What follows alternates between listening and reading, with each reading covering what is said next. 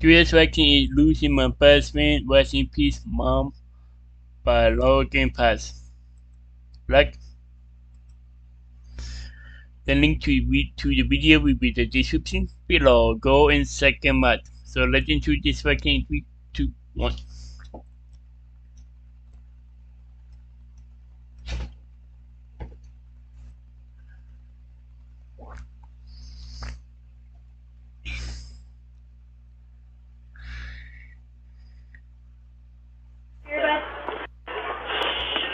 I think so.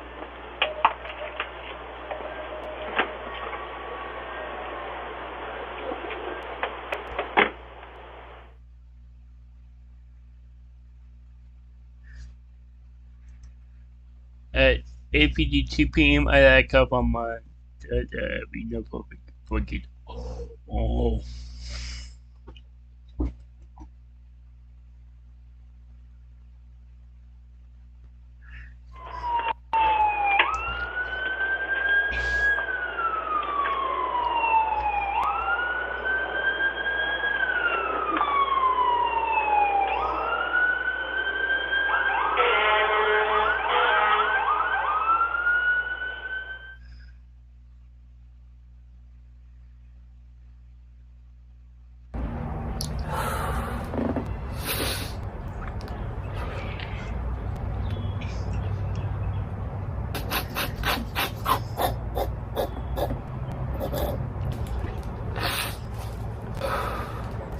I never thought in a million years I would sit on my porch and film a video of me sobbing my eyes out to post online for everyone to see. God, this will be the hardest video I've ever made in my entire life and probably ever will make. You know, I felt like a social media post wasn't enough. I haven't posted on here in over a month, and it didn't feel genuine to just post normal video. Like, I have videos that are filmed and ready to post that I can't, it doesn't feel right to post without being honest about everything. Yeah. And holding stuff in for me makes my head not right. And when I'm going through something as tough as this, my head has to be right, and I can't post just a normal video again and act like everything's the same, because it never will be. I turn on the camera and I try to film, and then I just start crying again, and this is like an hour and a half into me making the video, and for you, you're probably at 12 seconds. So last Thursday, I was talking to my mom about, I'd spent the whole day looking at rental properties. I'm on the verge of buying my first rental property, and I'd spent the whole day looking at them. I came home and was really excited because I found one that I wanted to put an offer on, and I really had a good gut feeling about this one. So it's even hard to look at the camera. I don't even want to look at myself in the viewfinder right now. I was talking to my mom about this house, and she was so happy and proud of me, and everything was, God, it's so hard to talk about. Yeah.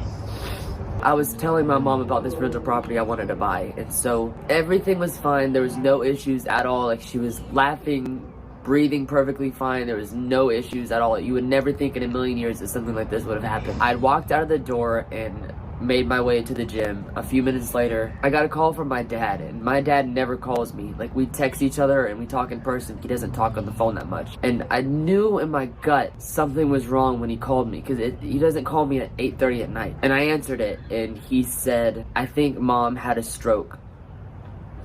He said, "I think mom had a stroke. Whoa, She's is he dead? unconscious. I just called 911. So I'm still in the car. I turned around Oh, I see.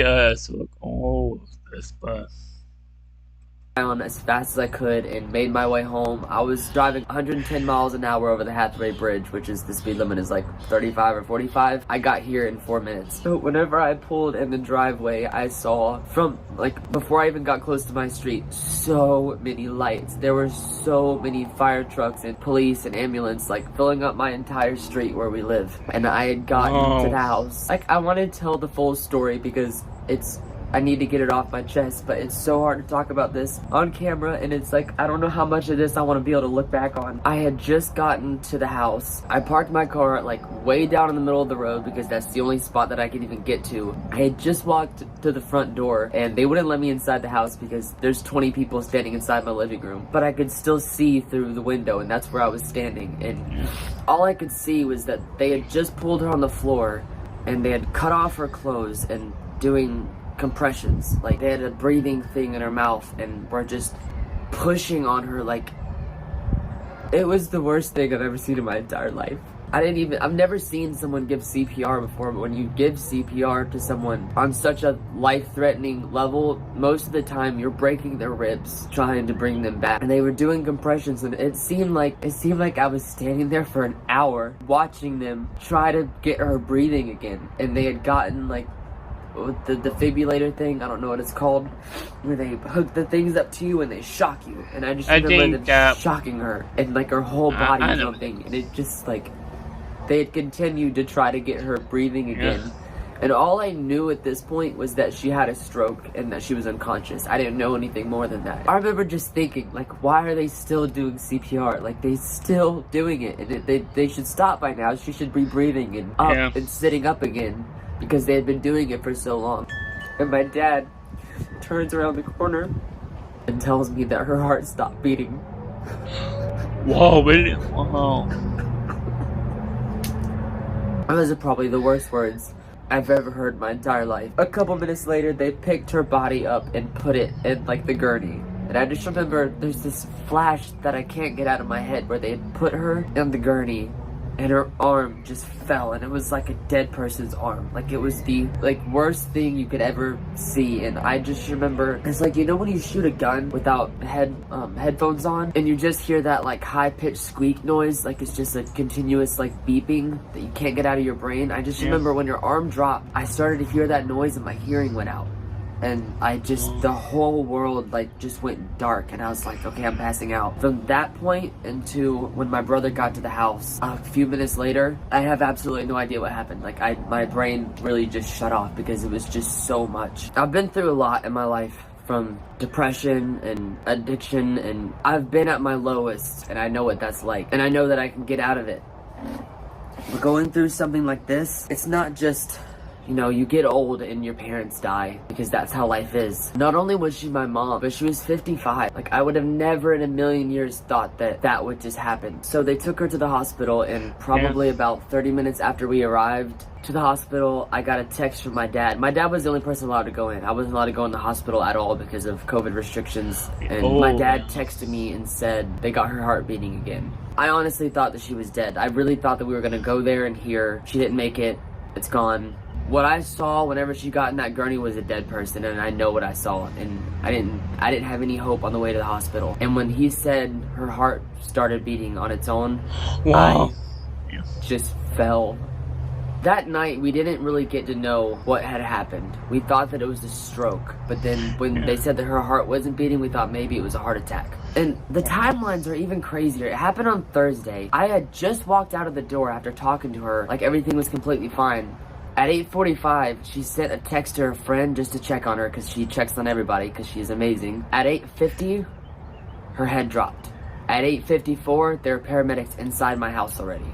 This could not have been a better case scenario for something like this to happen. So all of this happened Thursday night. On Wednesday, they put her into what they call therapeutic hypothermia, where basically your body temperature naturally is like 98 degrees or something, and they basically give you hypothermia. They lower your temperature down to like 91.5 degrees, which is what hypothermia is. So the point in doing this is they'll lower your temperature for 24 hours to the point of hypothermia. It slows down everything in your body and gives your brain a fighting chance to recover and come back from a stroke or a heart attack or whatever it was that we didn't know what it was. So it wasn't until Sunday that we actually got some bit of news, because we had gotten, one of the nurses told us that there was no massive bleeding to the brain, which means that there probably wasn't a stroke, that her brain is going to be okay, which means that everything else is can function. I think it's taken hours, but I think I've cried enough in the beginning of this video that I can finally talk and not have to pause and cry for like 30 minutes and then get back to camera. So Sunday, they finally asked my dad to come to the hospital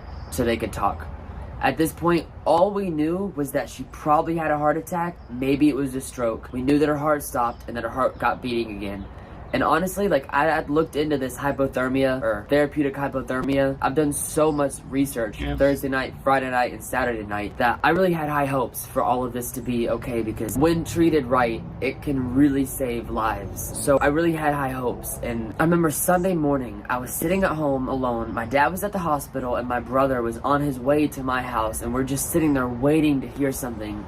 Is she awake? Is she conscious? Is she talking? Can she be on her phone yet? Can I talk to her on the phone yet? Can I FaceTime? Like, these are all the things that were going through our heads. And keep in mind, we haven't been allowed inside the doors of the hospital this entire time. And my dad texted and said, okay, it's very bad. You need to come ICU room 7. Knowing that we weren't allowed in the hospital prior to this was a sure sign that she was either dead or about to be dead, and that we needed to make it there fast to go and say our goodbyes.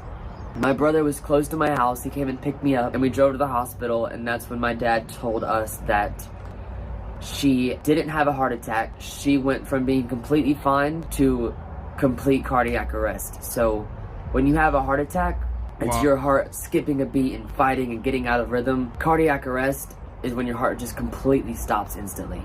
Some people that die from heart attacks, they'll have a heart attack which will turn into cardiac arrest, and that's what kills them. My mom was watching TV like everything was completely fine, and her heart just stopped. My dad told me and my brother that she had the cardiac arrest, and then the cardiac arrest was followed by 4 massive strokes, and that she was essentially brain dead and in a vegetative state, meaning she'll never talk again, she'll never communicate again, or... My mom had already signed, I forgot what it's called, but whatever that legal document is, that if something like this ever happened, we wouldn't have to make the decision of keep her alive but not living on machines and tubes for the rest of her life, or to essentially pull the plug. She had already signed papers that took the control out of us, that if something like this ever happened, we wouldn't have a say. They would just pull the plugs. I know in my heart that if my mom had it her way, she would not want to be sitting in that hospital knowing that people are worrying about her, and my mom wouldn't have wanted that to be her life. My mom lived an amazing life. There's so many flashbacks from that night, and every time I thought about my mom, the nurses let us come in to her room and see her and say our goodbyes. I just remember going up to her hospital bed and just hugging her and telling her that I would love her and that I would make her proud.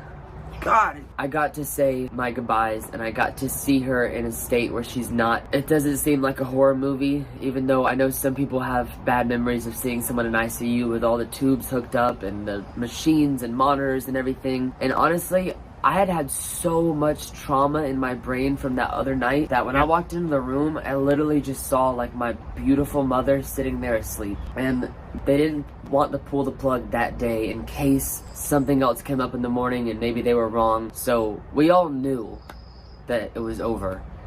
But we fell asleep one more night not knowing for sure. And the next day they were gonna pull the plug. I know my mom, I didn't want to be there. I had said my goodbyes and I made peace with it, and I didn't want to watch that last breath that she took. I had seen enough that I can see, and that's something I didn't want to see, and I know that my mom wouldn't have wanted me to see it. So my dad went, my brother went, and a couple of very, very close friends that are basically family went and watched her take her last breath. My dad hold her hand. My dad held her hand when she left. It may sound crazy to some people, but I know my mom and how she thinks. And if she was here, she would not have wanted me to be in that room. She would have wanted me to do something that I really loved. She would have wanted me to have a good day that day, and so that's what I did. I went on a date and I went to Starbucks, went on the beach, and just swam in the water, tanned, and I just had a really good time. And when I think back to that day, which is May 24th, I don't think about saying goodbye to my mom. I think about having a really good day and my mom being there.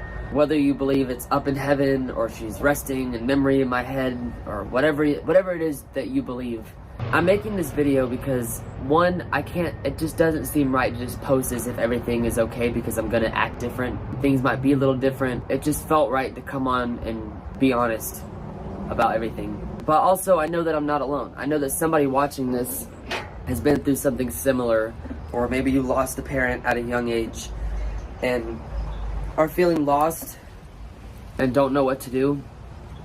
I'm not here to give advice either. I haven't figured out what the way out is. I mean, I've made it out of some really dark times in my life, but this is different. My mom was truly my best friend growing up. I was homeschooled and my mom has been there for me since day one. Like, if she goes to hang out with her friends, I'll go with her. If I'm going to somewhere with my friends, like, I'll invite my mom. Like, me and my mom were like two peas in a pod's best friends. Like, a bond that you could ever break. Like, something I'm grateful for is most people don't have to say goodbye to their mom at age 22, but also most people don't get the relationship that I had with my mom. My relationship with my mom was really, really short-lived. Like, way too short. But the 22 years that I got with my mom, better than anybody else has ever had a relationship with their parents. I go through periods where I'm grateful for things or I'm not grateful for things or whatever, but something I've always stood for and been incredibly grateful for is that I have the best possible family build that you can have. I have one brother, a mom and a dad, never split. They've been married 28 years. No marriage is perfect, but my parents have shown me that when things go wrong, you commit and you make it right. And something I've always been thankful for my parents is their marriage. The fact that I've seen them go through a fight and make it right. My mom just cared about people so much. I'm really fast-paced. I like to get shit done and worry about consequences later. And my mom wasn't like that. My mom would take the time to call people she hadn't talked to in months just to check on them and see how they were. Every time I ever come home, I always see her on the phone with somebody. And sometimes it would be somebody I didn't like, and I'm like, why are you wasting your time talking to that person? You deserve better than that. And she's like, you know, life's not always about that. And I always just let it roll past my head, and it's not until she passed away that I really realized, like, my mom has always been there for every person that she knows. My mom has the biggest heart I've ever seen in anybody. She just cared about people so much more than even I do. Like, we all have our ways of living and things that we prioritize. And I look past a lot of things that my mom would always remind me to slow down and enjoy something as simple as the wind chimer behind me. That she loved always sitting here and looking at that wind chimer and the birds in the trees. Like, ever since she passed, I noticed the weirdest things, like the sound of birds. I'm not sure when I'll post my next video. It might be in a week, it might be in 2 weeks. This is gonna be a really hard roller coaster. It's gonna be a hard thing to go through and to get through.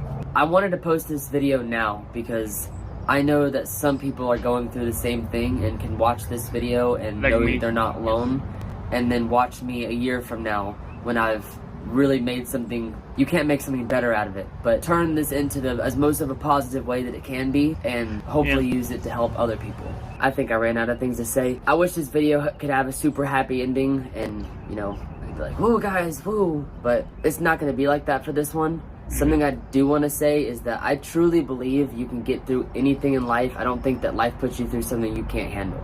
And I don't know what the silver lining is going to be out of something like this. You know, going through depression or addiction or issues with eating or whatever you could possibly be going through, you can turn that around and use it as fuel to be better. And the tough thing with something like this is that no matter how much I turn it around and no matter how much I make it better, I won't have my best friend with me. And I don't know what my life is going to look like now. I still believe that there's a silver lining in every situation, even something as horrible as this. And if you're going through this, I hope that you believe the same thing. Luckily, I've been through enough that in this point in my life, I have surrounded myself with the best possible team and the best possible friends and even family. Like, I really am surrounded by like the best people possible. At night, I'll like be FaceTiming 3 different people so I'm not alone. It's hard because when something like this happens, like, a piece of you dies. When someone this close to you just suddenly passes, it's really like your heart's like right here and like this top half just turns black and dies. And that's the best way I can think to explain it. That hole is probably always going to be there. My goal is to fill it with something amazing. I hope that if anything, this video helps at least one person that's going through the same thing. Yeah, you know, maybe you're up late at night watching a bunch of these videos trying to find someone who has been through a similar situation. I know that one of the first things I did after this happened, I watched Roman Atwood's video. If you don't know who Roman Atwood is, he's a big YouTuber, and long story short, he lost his mom way unexpectedly, and he made a video kind of similar to the video that I'm making, and watching that really, really helped me. And that's kind of why I wanted to make sure I made this video, even though I didn't want to. I know it's uncomfortable, but I think I'm gonna go ahead and end it here. If you made it to the end of this video, man, I really appreciate it. You are true family. As Roman Atwood would say, smile more. Smile. Yeah. Yeah, you know more now when today is you like that with them. Yeah. So very true.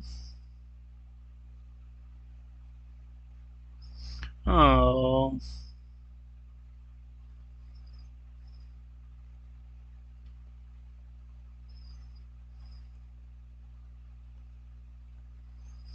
Oh. That's a nice picture.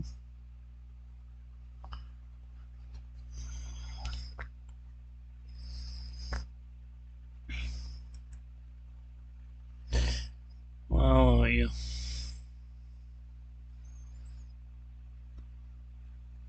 Yeah. I lost my mom tonight. Yeah.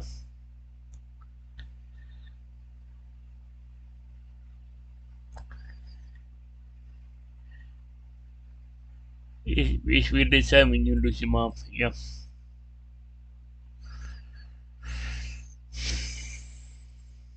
That was losing my best friend. Rest in peace, mom. By Laura Game Pass. The link to the video will be the description below. Go and check them out. And drop a like if you like. And comment down below if you want to see more reaction like this one. And I'm hoping I don't make any more sad reaction like this one. I'm not. So subscribe if you're new. And click the bell so you don't know when I upload. No more. Bye.